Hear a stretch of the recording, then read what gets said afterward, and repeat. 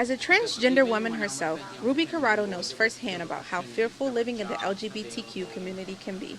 Once I transitioned my gender, it felt like I was being punished. And I experienced a lot of discrimination, a lot of violence.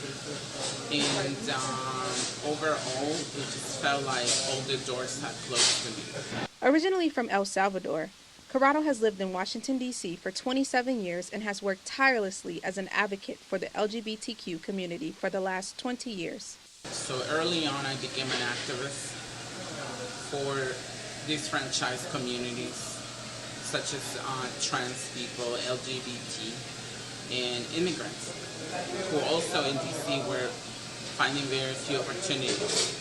Corrado created the nonprofit organization Casa Ruby in April 2004 in order to meet the needs of Latina transgenders and LGBTQ immigrants.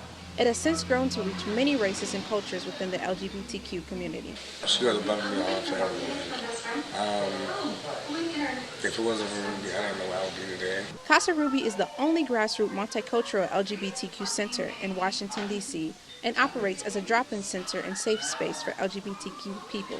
What seems to be just any ordinary house or business on Georgia Avenue is actually one of the locations for Casa Ruby. In 2015, Corrado created the Casa Ruby shelter for LGBTQ youth. This shelter has been a safe haven for many LGBTQ youth around the city. It's situated on Georgia Avenue in Northwest Washington, D.C. Corrado has been a positive light in the constant fight for LGBTQ rights. One of the first things that Ruby said to me was, no one should ever go cold, no one should ever go hungry. And I agree with that 100%. As for her legacy, she will be known as this. Ruby is Ruby. She's shouting her Ruby singing. For News Vision, I'm Jalen Stovall.